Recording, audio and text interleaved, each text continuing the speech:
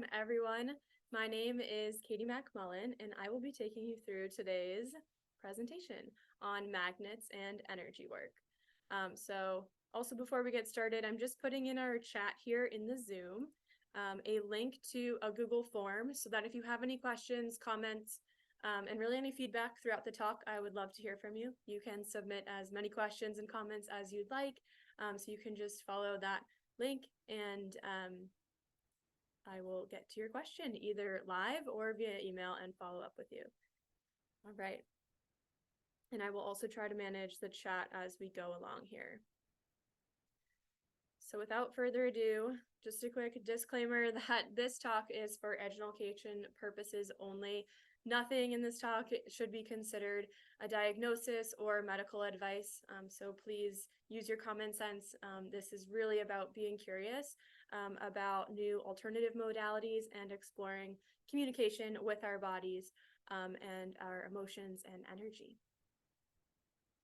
So we'll hear a little bit more about my story later on, but just very quickly, again, my name is Katie McMullen. My certifications are in biomagnetism, Reiki, and energy medicine yoga, along with Hatha yoga. I found biomagnetism. I'll tell you my story in a little bit, but it's very personal to me, and I'm really excited to be sharing more about energy, emotions, and magnets with you tonight. So let's get to the fun stuff. So one of the first rules of energy, okay, is that it wants to move. It simply wants to move, and it is boundless. So energy has no distance limits on itself. So everything that we cover tonight will be rooted in energy because everything at the core is a vibration of energy. Everything that we see, everything that we are, everything in the world, the universe, at the very core, it is vibrating electrons and mostly empty space, actually, if you didn't already know that. So everything's energy, and all of the modalities that I use, biomagnetism, Reiki, even yoga, of course, can be done from a distance or remotely. So that's something we might get to touch on tonight, and I hope that we do. So I think something that we all have an experience with is bringing energy to the physical world, right? So you could think of an idea as being sort of on this plane of energy that we can't see. Like, what is a thought? What is an idea? It's not something that we can, touch and grab until we decide to bring it into this physical plane where we are having a very earthly human experience, right? So we have these different layers of bodies and of, you could say, planes or maybe even dimensions at some point. But we have our physical body, we have a mental body, we have an emotional body, and we also have, just see some people in the waiting room here, 1 second, there we go. We also have an energetic body. In fact, one of my teachers, Donna Eden, who has a whole course, she's a energy medicine revivalist, and she talks about that we have 9 different energy bodies. And there are some people who also believe our biofield, which is also the same thing as like your aura, okay? You might have heard people talk about an aura, that we emit electromagnetic fields out of our bodies. There's a lot of research that's been done where this energy comes right out of your heart center and actually can be measured 8 to 10 feet away from a person. So these energetic ideas are actually coming to reality and really being researched and proven through different physics and science that we know today.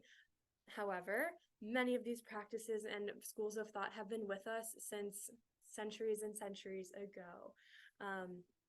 And so we'll talk a little bit about some of the ancient schools of thought, including Chinese medicine, that uses different energy channels in your body called meridians, where they kind of look at energy through that lens.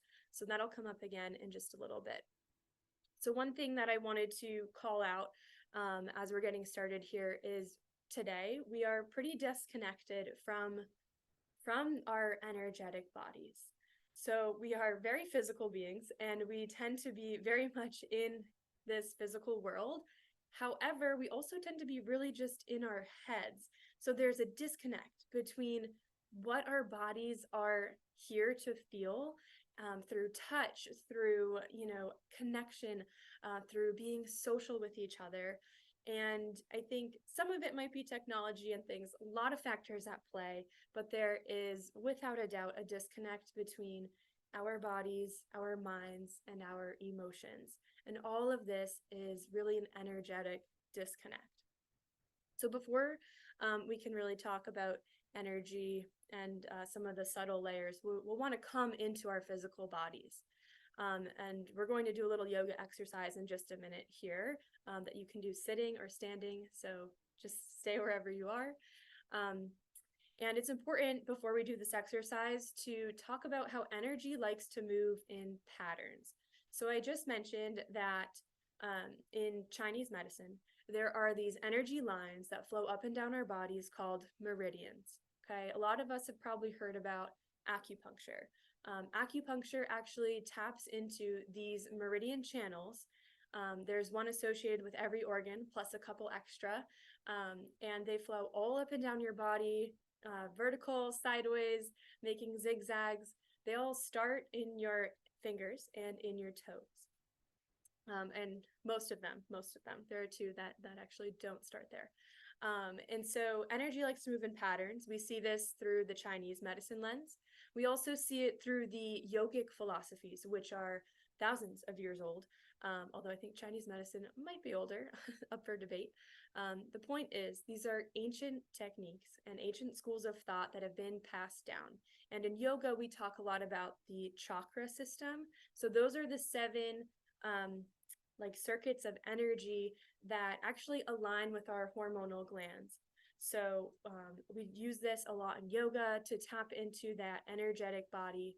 And it really just goes to show that this idea of energy, of some sort of life force that is not visible to our human eye, is driving us and has been really the basis of a lot of different lifestyle or medicinal philosophies for ages and ages. So we need to first tap into our physical body, into the present moment, before we can start to work with the more subtle layers. And really, that's what something like yoga is all about. It first takes us through the physical asanas, the physical postures on the mat. Probably most of us here know like downward dog or a sun salutation, even just any form of movement. So maybe you're into jujitsu or boxing or running. Any kind of movement does get us into the present. It moves energy, it starts to shift things, and energy wants to move, right? That's the first thing that we've just talked about. So doing a form of movement brings us into the present. So does breathing, right? Breathing is a big part of yoga as well. And just to stick with the yoga example, yoga was actually designed to be a practice to get us strong enough, flexible enough to sit for a long time in meditation. So meditation traditionally is sitting in silence and sitting still. But often we use different mantras, breath work, that can even accelerate getting to a higher meditative state. And so why is that important? Because every time that we are going into a meditative state, we are quite literally going higher and higher into our own consciousness. And that is a really beautiful thing because it brings us closer to, insert your own word here, closer to the divine, to God, to that higher wisdom that is you, to the oneness that we are all connected to at the root. Because again, I already said at the beginning that everything is energy and everything has come from the same place, because as Einstein said, energy cannot be created or destroyed. It simply changes form. So hopefully I'm not losing you too much here, but we're going to get into our physical bodies first. And then we'll continue talking a little bit more about the connection between energy and emotions. So we'll go ahead and do this little exercise together. So this is an energy medicine yoga technique. All right, it'll just take us a few minutes. It's accessible to everybody, and you can do it seated or you can do it standing. So I'm going to go ahead and do it standing since I'm already standing. So first, we're going to take 3 breaths in your nose and out your mouth. Nice big sighs here, breathing in your nose. Fill your belly, feel your lungs expand, and sigh it out. One more time. Beautiful. So we're going to keep that breath in your nose and out your mouth for the next few minutes. And feel free to make sounds as we go. So I want you now, while you're breathing in your nose and out your mouth, to find your collarbones, the pointy parts here at the edge of your collarbone, with your peace fingers, and then slide them an inch over and an inch down. You should find a little hollow here. So we're just going to massage in circles or start to tap these points. Breathing in your nose and out the mouth. So this technique is called the Energy Medicine Yoga Wake Up. It involves tapping 4 different points. So this is the first of 4. These 2 points are associated with one of those meridians, the energy lines, for your kidneys. One more breath here. Tapping these points is great for a little buzz, to wake us up, and to really bring us into our bodies in the present moment. The next point we'll tap is right in the center of your sternum. So you can tap, or you can also massage in a circle. This can be really as much pressure as feels good. Breathing in your nose and out your mouth. So here we're tapping right over your thymus gland. Okay, so we are really trying to stimulate the immune system here. And so you can think about that while we tap this point. If at any time tapping or massaging these points is really too sore, energy doesn't have limits. You can even do this in the field. So you can actually sort of tap about an inch away from your body. Good. One more breath here. Nice. So the third point is going to be right on your side body, and hopefully you can see it. You're going to place your hand in your armpit, and right where your pinky falls, just along that side body, that's the point we're going to tap. So pretty much as far over as you can reach on your side body. I like to make a little beak with my fingers or just use the heel of my hand to tap these points on the side body, breathing in your nose and out your mouth. Good. Couple more breaths. These points are associated with your spleen meridian. They're the last point on the spleen meridian. So your spleen is not really near either of these points. It's over on your left side. You only have one, but we do tap both sides here. And it's great to tap these points for digestion, both of information. So tonight we'll be getting a lot of new information. You can come back to these points to help assimilate that information and just really digesting anything, emotions, experiences, and food. One more breath.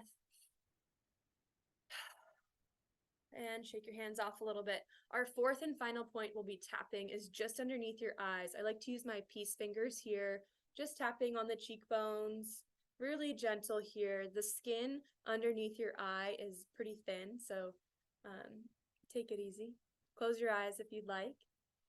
Still breathing in your nose and out your mouth. And you can take this tapping up and around your eye as well, towards your eyebrows, and then bring it back down underneath the eye. One more breath here on these stomach meridian points. These are very grounding. They might be extra sore if you've kind of been up in your head lately or spending a lot of time on a computer. And so shake your hands off. The next part of the wake up, we have 3 more little exercises to do to complete the routine, is tapping our legs. So I'm standing, so I'll be marching in place, just bringing my same hand to my same leg, which you kind of can't see in this video. If you're sitting, you can also just tap your leg. So we're going to start breathing in your nose and out your mouth, tapping the same hand, to the same thigh, just a couple of times. Good, and then wipe your hands off. We're going to do that same sort of thing, this time crossing opposite hand to opposite leg, okay? So now we're crossing over the midline of your body. Still breathing in your nose and out your mouth. Opposite hand to opposite leg. This can be fast or slow. Oh. Good. So right now, we're connecting the left and right sides of your brain simply by crossing over the midline of your body, making contact physically with our opposite hand, opposite leg, but also we're tapping into an energy pattern. Energy moves in a lot of different patterns. We can go ahead and release that technique. And one of energy's favorite patterns is in a figure eight. So anytime we're crossing over, drawing like a figure eight sort of pattern, that's going to help strengthen that biofield, that aura. So the next thing we're going to do is make sure we can basically lock in all of this good energy that we're moving, we're flowing. So bring your hands stacked just below your belly button, right around your pubic bone. You can close your eyes here. Your palms are stacked, facing your body. Take a breath out the mouth, in the nose,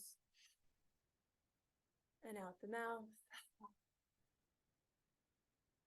So here you can set an intention for the talk tonight, or maybe just an intention for yourself.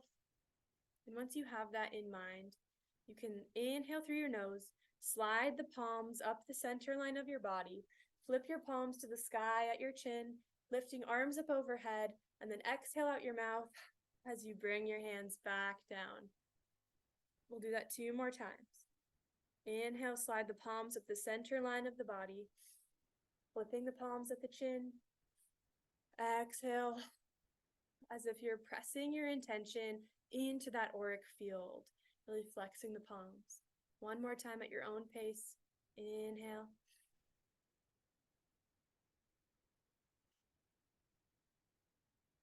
Nice. And to really seal it in, we're going to take 1 middle finger to your belly button and 1 middle finger to your third eye, or right between your eyebrows. And we'll do 3 breaths in the nose and out the mouth. Gently pressing in and up with your fingers. 2 more breaths.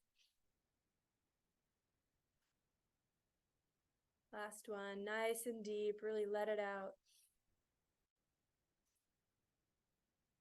Good, and release your hands either back to your sides. Take your seat again if you were standing with me, and just notice. What do you feel now?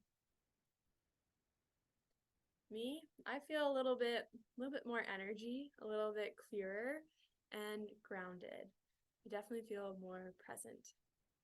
So let me know in the chat if you want to share what you are feeling after doing the little wake up series. And we'll move right into the next part of our talk. So we've already done the first part of our talk, doing the energy medicine yoga wake up. And next we're going to talk about energy and emotion connection, and then we'll get into some of the biomagnetism and then your healing at the end and how you can really tie all of this together. So here we go. We're going to shift into really being curious for this next part, feeling grounded. Feel free to take notes as well. So emotion. We want to talk about the connection between energy and emotion. Well, the word emotion is a derivative of a Latin word, emir or amere, and it literally translates to energy in motion. How beautiful is that? In a more modern translation from the Oxford Dictionary, they classify emotion as an intuitive or instinctive feeling or a state of mind. That's kind of interesting to me because that really brings in the connection of how our emotions play into our physical body, right? If you had to try to define emotion, how would you do that? Would energy and motion be sufficient? Emotions are these, of course, unseen, but deeply felt a lot of times at a physical level things. So, what else could it be besides energy? Um, so, just kind of interesting to think about. Let's see if we can explore this idea a little bit more. So, energy, emotion, and the physical body are all connected. When you are experiencing a physical discomfort like pain or inflammation, maybe you just bumped your elbow on something, how do you tend to respond to stimulus in your environment? How do you respond to your friend or to your spouse or your partner, your sibling? If you are experiencing a lot of uncomfortable bloating, for example, okay, and maybe you have a lot of cramps in the right side of your stomach, or you've always had knee pain since as long as you can remember, and some days it's just worse than others, and you can't help yourself, and you start snapping at people. You turn into, a crab. Or maybe you accidentally have a sharper tone in your voice than you really intended, but really it's because that pain is causing so much, well, pain, and directing attention away from you being able to stay steady during that moment, right? So if you're already experiencing knee pain and it's taking up, a lot of your body's energy to manage that situation, and it's taking up your emotional and mental space, then when something else happens, your kids are fighting in the back of the car, or they're trying to show you their artwork from the day, or maybe your dog just accidentally pooped in your house, how are you going to respond? Right? So when we have a physical discomfort, typically we have more intense and a lot of times unwanted emotional responses to our stimuli because we are already experiencing some sort of pain. So let's talk about an example where you didn't just bump your knee on something. Maybe your knee started to pulse, start to burn here and there. And then over time, it wasn't just once a month, it became every day. It became something that wouldn't go away. So you started to try knee bandages, ice hot packs, seeing all these different doctors and specialists, and nothing was seeming to work. I'd like to offer another perspective on this. What if at that time you got your knee pain, you just lost someone in your family? Maybe you didn't recognize that these two things were connected, but knee pain tends to be associated with an energy of moving forward and letting go. Our legs in general are associated with this idea of literally in life, they take us forward. And energetically, if we start to get this pain over time that seems to come out of nowhere, we need to consider what else is going on in our life that could be contributing to that physical manifestation. So if you have just lost someone who's very close to you, and you're having trouble moving on to the next point in your life, knee pain, ankle pain, things going on in the back of your hamstring, it becomes a physical reality that you have basically started in your head because of a tragic, very real experience also in this physical world. So these different worlds can speak to each other. And sometimes it's like, is it the chicken or the egg that comes first, right? If this terrible event didn't happen, would I have still gotten the knee pain? We can't really know. However, there have been many cases where the emotional aspect of a cyst, rashes, pain in the low back have really been associated with emotions. I've seen this time and time again in biomagnetism, in other energy practices like the emotion code, body talk, Reiki. There's all these different energy medicine schools of thought that see this time and time again, that emotions are really at play here. So another example that is probably relatable for most of us is remembering a time when you felt that intense emotion, really any emotion at a high level, very intensely. So it could be grief, it could be really a lot of joy, it could be focus, really focused in on something, or maybe a lot of anxiety. If you can recall, without reliving anything right now, simply just recalling, did you notice if you were hungry when you were experiencing this intense emotion? Everyone has a very different response to this, which really also goes to show that all of our energy patterns are unique and based on our own life experiences and other parts of our makeup. So I think it just goes to show that we can respond or have a physical response to a deep emotion, where someone who is experiencing a lot of grief in their life might not have the same hunger triggers or like reminders in their physical body, because they're so focused on literally digesting the emotion of grief. On the flip side, and I know from experience all of this myself, if I know for me, if I'm having a little bit more anxiety than normal one day, sometimes I'll just eat a little bit more than I intended to. So it can go the opposite way, right? Where we end up taking an emotion that is already heavy, maybe something like depression or hopelessness, and we can bring that heavy emotion and sort of add on to it in our physical experience by overeating and feeling heavy in our body on top of feeling the heavy emotion. So we are also digesting experiences and emotions as much as we are digesting things physically.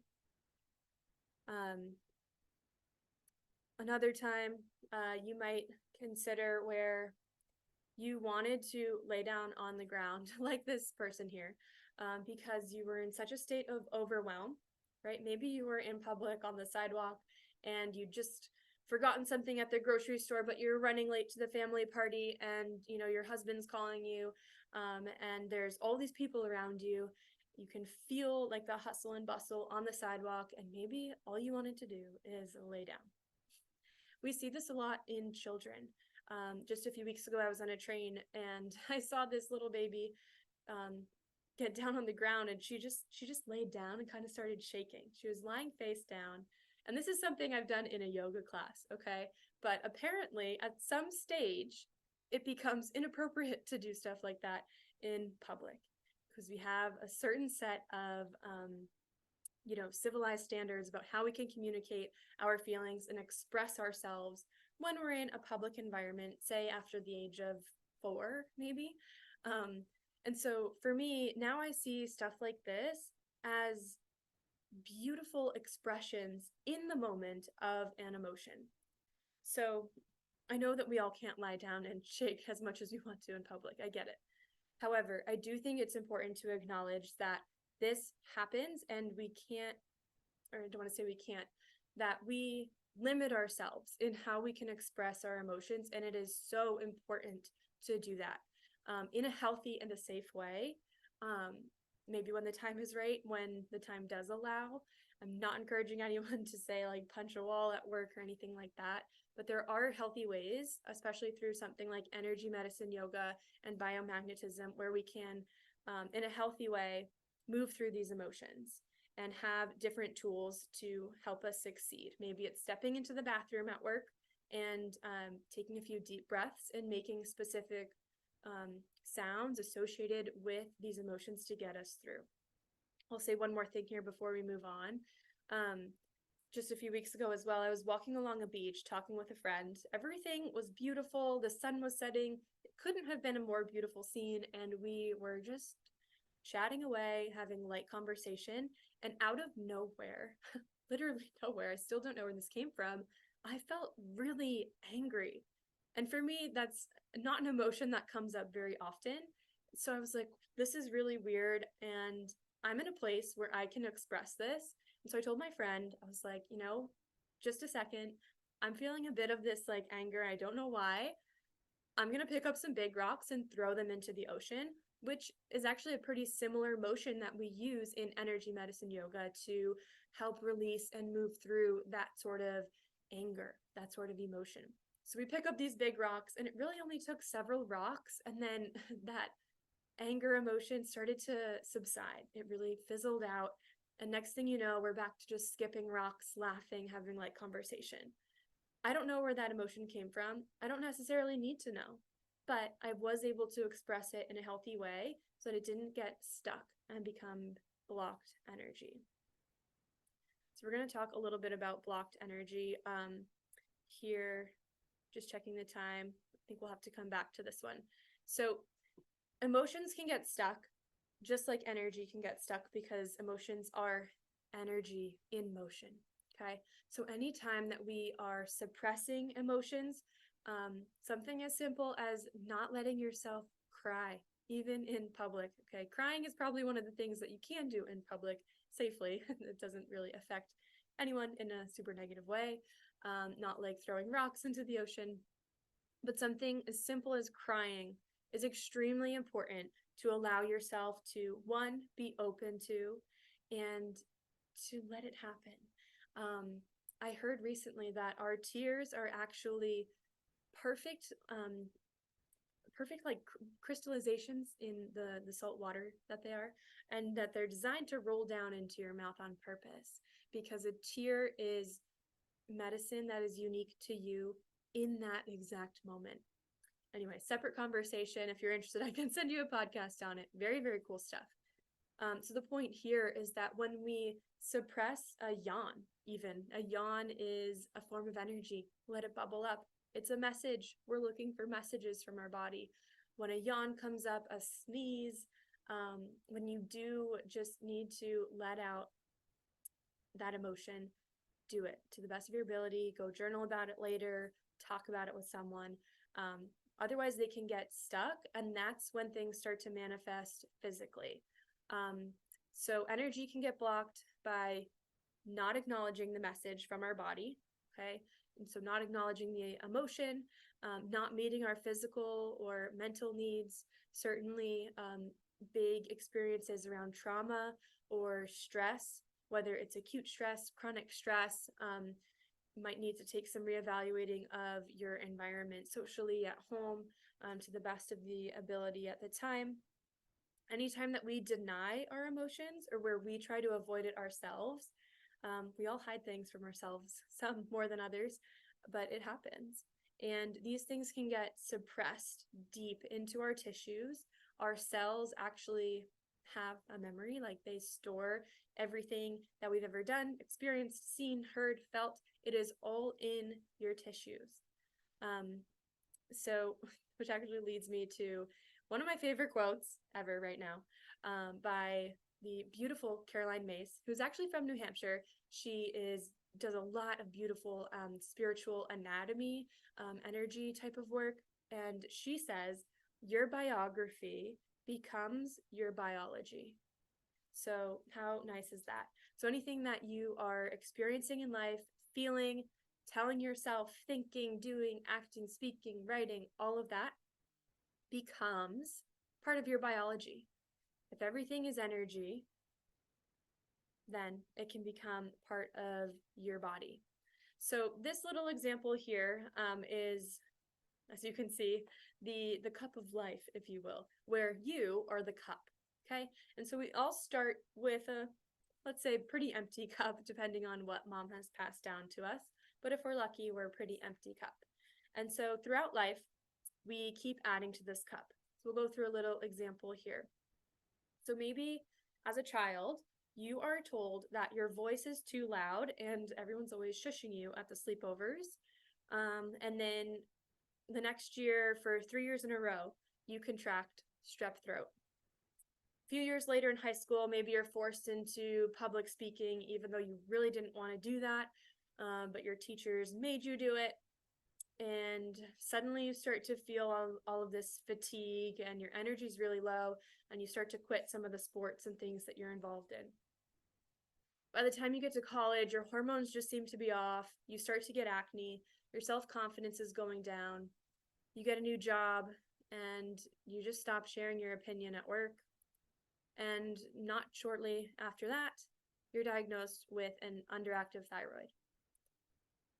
Now, I have chosen this example on purpose, but I have seen very similar stories happen, not just with the thyroid, but other organs in the body. Okay, so your thyroid is going to be right around the throat, and we mentioned the chakras earlier.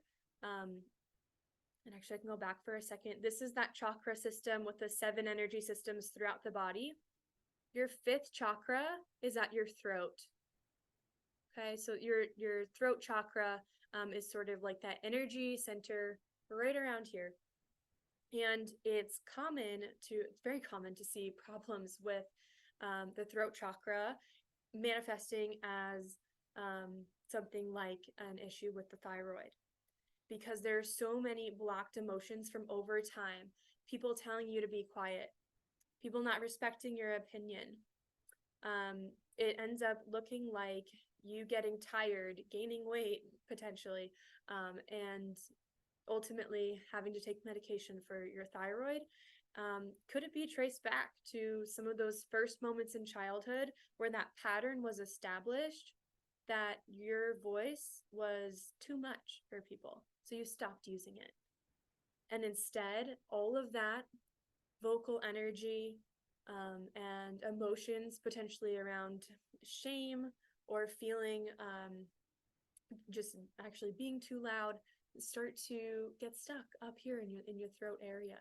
Can manifest in different ways, but certainly getting the same kind of illness year over year, that should really be a clue. In fact, I'm now at a point where as soon as I get a tickle in my throat or a toothache or a headache or my, foot starts throbbing, I immediately am looking at some of these bioenergetic maps and going, okay, what meridians run through here? What do I know about the chakras in this area? What do I know about how I'm feeling right now and what I have just experienced in the last 3 months?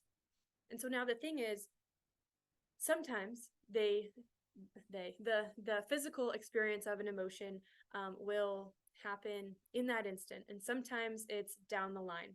Especially in a case like this, we're seeing the cup builds over time, right? Every time we experience something, our cup is being added to, especially if we're not processing it in a healthy way, expressing it in a healthy way, and then being able to let it go. We want to be clear channels, balanced channels to keep showing up for ourselves and be present for other people. So over time, the body collects things in layers. It's easier to get things stuck, and then our cup ends up being really full, and we need extra tools to help us delayer. But just as the body adds things in layers, it also sheds in layers. So while we can use these tools like biomagnetism, Reiki, yoga, diet, infrared saunas, IV therapies, you name it, none of them are overnight fixes, right? And it's not natural to see that. Nature moves in seasons, and the fact is, so do we throughout life. We see that in a lot of different schools of thought like Ayurveda, Chinese medicine, yoga. And so none of this is going to be an overnight fix, but I will say I have seen and experienced miracles with these practices, absolutely. So energy moves energy. I use different energy tools, including the yoga, Reiki healing, and biomagnetism to help shift and rebalance energy that has been trapped, needs to be released, both from the past and the present, so that we can affect the very atoms in our cells, the very energy that is vibrating and keeping us alive. So if there are any questions, please feel free to put them in the chat there. Amazing. All right, so we're going to move into a little bit of the history of biomagnetism. I'm going to try to keep us on time till 7. If you have to jump off, I totally understand. I am recording this and can share it out. There's so much to share, so we'll do our best to cover it all. So let's talk about a little bit of the background of biomagnetism. now that we have a little bit of a better understanding of the emotion, energy, and physical connection, and how biomagnetism brings us all together. So this is Dr. Isaac Goiz Duran, and he is the founder of biomagnetism, and he founded this in 1988. So he is a doctor coming to us from South America, and is very influenced by like the Spanish culture, which really honors the duality that we have in nature between things like the sun and the moon, light and dark, yin and yang, um, female, male, masculine, feminine. Okay, so he's used to having duality, and I'll come back to this. So he attended a talk by Dr. Breuingmeyer, who was a head physician at NASA. And they were doing some research when they were first, sending astronauts beyond Earth's magnetic field into space and things. So what they noticed that when the astronauts came back, they took very specific measurements, because this is a big deal, sending people very far away. They took very specific measurements of their height, their weight, their teeth and all these things. They also checked their leg length and the hip measurements, the leg measurements. And when they came back, they noticed that the astronauts had a leg discrepancy. One leg was shorter than the other on all the astronauts. So they called this space disease, and they were like, well, how the heck are we going to fix it? So Dr. Breuingmeyer, again, head physician, was like thinking that, well, if they left Earth's magnetic field, then they got so far away from it by crossing the boundary of our atmosphere into space that maybe there's something to do with that magnetic field. And this is not a new concept. The Japanese have also considered magnet deficiency syndrome from even earlier than the second half of the 20th century. So this is not an entirely new concept, but certainly someone at NASA would have access to all of the research, right? So they started to have the astronauts put North Pole, only one pole of magnets, one in each shoe. And after 6 weeks, they retook the measurements and the legs had rebalanced. So they were even again. So Dr. Goiz sat in on this talk from Dr. Breuingmeyer and was like, that's really fascinating, but why is he only using one pole of magnets? Okay, so I mentioned that he's very used to that world of duality. That's part of the Spanish culture. So he took this information back and decided, well, I'm going to just start trying this on patients who consent to it. And he ended up working with terminally ill HIV patients. So his first patient that he worked with, he was given a 6 to 8 week prognosis of living. Excuse me. And so he basically took this patient and was like, I don't know if this is going to work, okay? But they laid him down on the table. He had an assistant drag one magnet all over the patient's body, the HIV positive patient's body, who had, by the way, like boils all over his skin. He couldn't gain any weight. He wasn't sleeping well, like very classic AIDS symptoms. And Dr. Goiz was down at the feet watching to see if the feet discrepancy changed, so the leg length changed. And he was doing that because that's what they had done at NASA. That's where they had seen the change. And so at some point, the assistant reaches a spot on the body, and sure enough, the patient's leg length changes. There's now distance between his feet. So Dr. Goiz said, stop. Now we'll take the other magnet, the other pole, and I guess what should happen, I theorize, if we find the corresponding spot on the body to complete that magnetic circuit, then the legs should come back even, right? So they do this, they find that it's correct. They just use this one magnetic pair. They left it on the patient for the body, for an hour, on the body for an hour. And then just we're like, okay, we'll see what happens. We'll see you in 2 weeks. Let us know if anything changes. And 3 days later, the patient calls and says, Dr. Goiz, I want to do that again.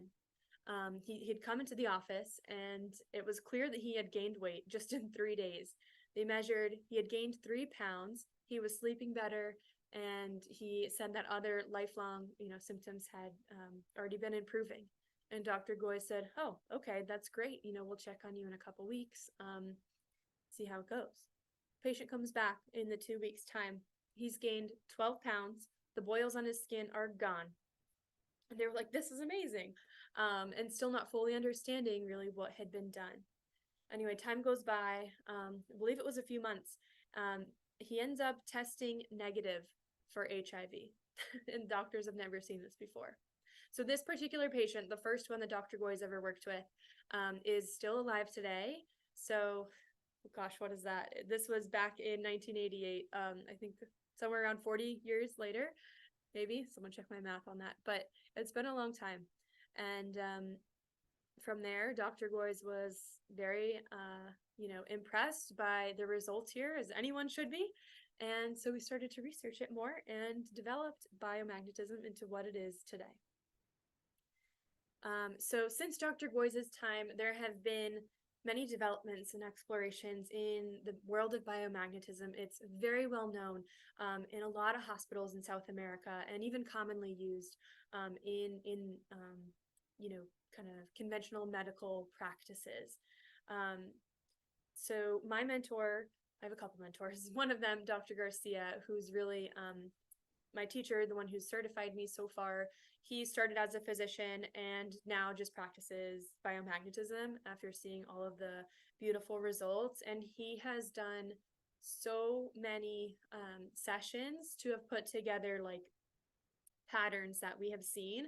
Energy moves in patterns, right? So there are patterns that we see in biomagnetism from person to person with different pairs of placements. But it's also a very individualized practice. So something that has come up in the way we do biomagnetism now is using something called muscle testing. This is a form of biofeedback. We actually do use the feet still to look for leg discrepancies when we're asking questions about where does my client need magnet placements for their highest good today. So everything is individualized, and we get to ask your body using a binary communication system through that muscle testing, asking yes or no, where you need magnet placements to release emotions, and also where to help support the environment in your body where pathogenic life forms are living. So Dr. Goy's really, he was the one researching this in the beginning because he really wanted to use this in the medical community to target pathogens, so bacteria, fungus, viruses, parasites, those sorts of things. And since then, we've had more understanding around the energy bodies and the emotions, and we can also use magnets to help move that stuck energy as well, even rebalancing chakras, working with the meridians, and supporting them with the magnet energy. So I get really excited at this part, but let's just talk a little bit about what the magnets are doing. So I mentioned they're placed in pairs on the body, okay? And the magnets we use are not refrigerator magnets. They are like medium strength magnets, and they're just a tool for your body to create the environment that it needs to function how it wants to function. Imagine your body wants to be healthy. It wants to function the way that it was designed to function. So when we can give it that environment, it's like, hell yeah, thank you. So I like to think of a biomagnetism session as basically an internal massage, okay? So if you're getting a massage for the first time, most people recommend not getting the deep tissue, which is very intense pressure and can sometimes cause extra soreness or stronger reactions to the massage than maybe you wanted. And same goes for like biomagnetism. I mentioned earlier that we get things in layers. So when we are first starting out, we are really asking your body, what can Jane handle today? What does the body want to release today? What's a priority here? So let's see, the magnets are basically working with the hydrogen, the free hydrogen atoms in your body. And we're about 10% just pure hydrogen, which is great because they have a lot of amazing functions biologically. And the one we're most focused on in biomagnetism is hydrogen's ability and responsibility to detox the system. So hydrogen can move instantaneously in between tissues as needed to help clear out the junk. That's its job. And it's highly affected by the magnets. We have a basic understanding of what the magnets could be doing to these hydrogen atoms, and really they're working with the electrons. So at the subatomic level, we are affecting the environment and the energy in your body. Whatever you're experiencing, be it inflammation, poor sleep, digestion issues, recurring yeast infections, chronic pain, cysts, abscesses, like you name it, it's possible, very possible, that we can use biomagnetism to create the environment that brings your body into a more alkaline state through these hydrogen ions, and ultimately clear out the inflammation. And like I said, it's kind of a massage for your internal system. It's like pressing pause, allowing you to tap into the parasympathetic state, the rest and restore and recover state. So the magnets essentially hold you in that place so that you're so relaxed on the inside. Your body's like, thank you, I'm relieved. I can actually process and manage this situation, in your low back so much better now, and we can start to clear away whatever it is that's causing the issue. And so through the muscle testing at the feet, we can ask your body, what is causing this issue? Is it something in the physical level? Is it something in the emotional level? Is it something from the past? Something current? Is it something in your environment or your diet, patterns that have been established? So we have a few minutes left here, and I'd like to move just into the next section. I might go through this next part just a little bit quickly. That's me, just so you know. I'll very quickly go over how I got into biomagnetism because I really want to just talk to you guys and how this can all help you. But this is me about, I guess, 9 years ago now, 9 years ago. And I'd essentially gotten a series of concussions in a very short period of time, in a 6-month period.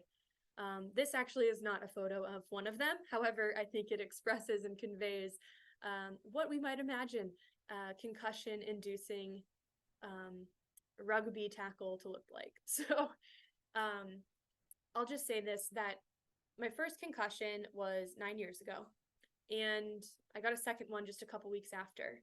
And then a few months after that, I had no idea how serious traumatic brain injuries were, and I've learned so much about the importance of them to address them. And yes, biomagnetism can help with traumatic brain injuries, ones that you've had now and in the past, because gosh, our brains take on a lot of inflammation from any kind of hit to the head.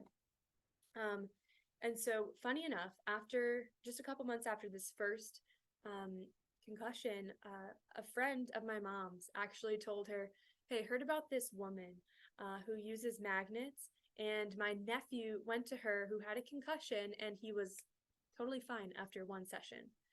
And we scheduled an appointment, and then the day came and I think I was just not having a great day, so we canceled it.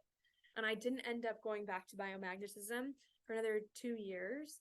And in that span of time, I had been diagnosed with Lyme disease, mononucleosis, Epstein-Barr virus, all of the Lyme co-infections, Bartonella, Babesia, Coxiella, you name it, okay? So I was pretty run down. And now I understand that because of this very physical trauma, right, to my body, I was in a constant state of fight or flight, very inflamed, vulnerable, susceptible to breeding, different kinds of pathogens, and some that had been dormant in me for my whole life. Remember that cup that we talked about? Yeah, mine was apparently pretty full, and it just took one blow to bring it all to the surface. So fast forward to now, now that I'm recovered, and I spent a lot of time going to biomagnetism sessions. I was also able to do yoga, and it opened up this whole new world to me. Getting Reiki sessions for the first time, so beautiful. It is eye-opening. Okay. And working with your energy, it's when you do it for the first time, it's one of those moments that I for me would be like, oh, if I could go back to that and experience it again for the first time, I would love to do that. It opens up whole new worlds. There's a lot I want to say about that, but I'm just keeping an eye on the clock. And I want to just talk about you. So similar to the cup analogy, we can also talk about you as a garden. This might be more like a wild field, but I couldn't find a good garden picture to represent this. So just imagine that you are a garden that is full of life, okay? Some of the plants maybe you intentionally planted, like your family and your closest friends that are like family, where you live, like all the things that you love in your life, you planted those seeds and we want them there. We want them to stay. And then there are things that can get at us, like maybe there's an annoying coworker or the little moments that just kind of start to eat away at us on public transport. Things are dirty, we're touching things, there's germs and things getting into us. These become like weeds in your garden, both on an energetic level and on a physical level. So there are a lot of weeds. I hope I have some gardeners out here, but there are a lot of different types of weeds. Some of them are beneficial actually for helping us to learn lessons, or just because they're not deeply rooted and they're actually not causing your main concern and health issue. But there are some weeds, like this giant hogweed that we can see in the middle of the photo here, that might be the priority, that are deeply rooted. They suck up all of the nutrients in the ground and in your energy. And they also cause blistering of the skin on the leaves. They're just a nuisance. Kind of looks pretty, but ultimately it's causing a lot of problems. And so in biomagnetism, we basically are weeding out what's not serving you anymore. We'll leave what needs to stay, and we'll take out what your root issues are and what the priority is. So we know through the muscle testing and tapping into your body's wisdom exactly what needs to be dealt with at that moment. All right. So I also just wanted to say this. This is me doing a house call session for one of my clients, and I just wanted to put this perspective here on the table for you that I do not see myself as a healer. Okay, I am not actually doing anything. I am an interpreter and a detective that can communicate with your body's wisdom, given your permission. I certainly just do not go asking questions about things. There is an energetic permission slip, if you will, where we both agree that I have permission to communicate with your body through this muscle testing. And it's really you and your body that are actually doing the healing.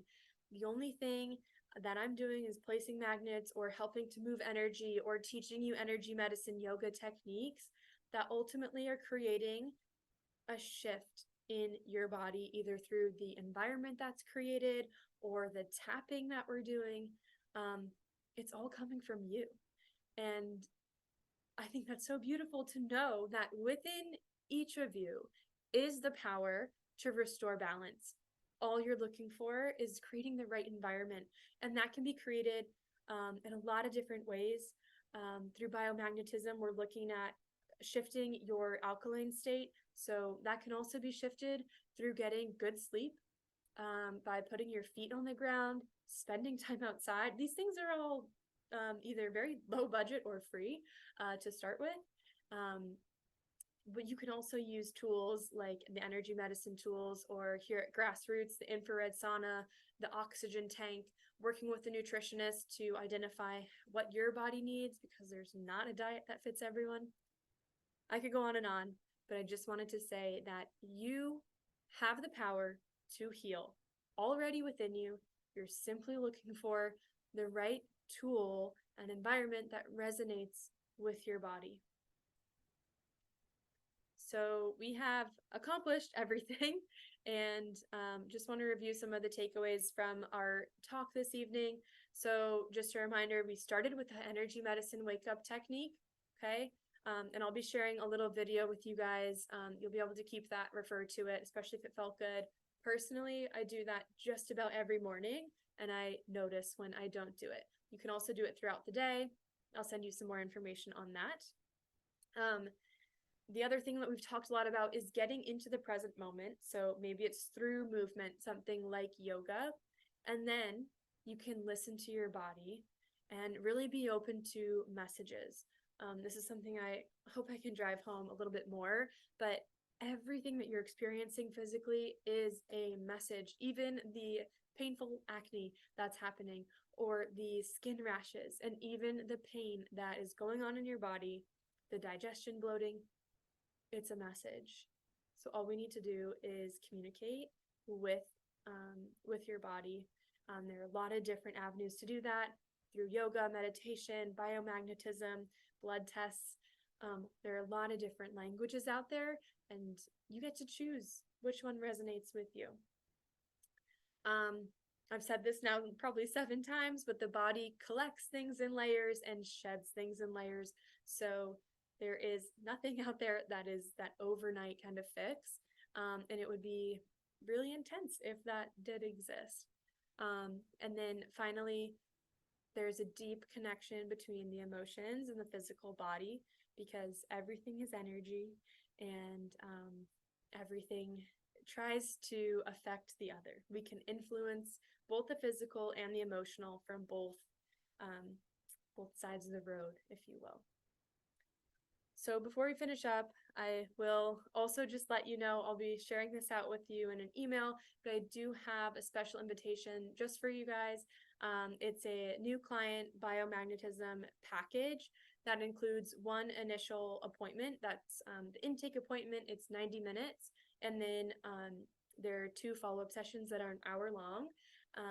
I think the 3-session pack is really beneficial to just get started, see how it feels in your body, and see how things can start to compound, the changes that happen. So I've had a few people do this already, and just the changes that they're making in their life that we weren't even actually working on, but because they feel so much better in their body, skin rashes are going away, they're sleeping better, pain is disappearing from low back that has been experienced for years and years and years. Because they're feeling better physically, they're then making these changes on like a mental and professional career level that they didn't even know were possible. And it's been really beautiful to see in myself and in people that I get to work with how deeply this work can affect you on every single level. So I'll be sharing more information about this beautiful package for my new clients via email. It's all individualized. Can be done in person or remotely. And if you have any questions about that, because we didn't have time to cover it today, I'm happy to talk about how this works at a distance as well. So that's really it. If there are any questions, I'm happy to stay on. I'm going to go check the form, and just thank you so much for spending some time with me tonight. Again, my name is Katie McMullen. My practice is called Andara, and I'm working out of Grassroots Functional Medicine in Lebanon, New Hampshire. And I mentioned we have the infrared sauna. We're bringing in IV testing, or not testing, sorry, IV therapies soon for different vitamins and minerals. And Dr. Seth Osgood is able to do blood testing and has some really amazing programs that are very complementary as well to the work that I'm doing. So yeah, if there are any questions, I would love to hear from you guys. Otherwise, thank you and have a beautiful evening. I will be in touch.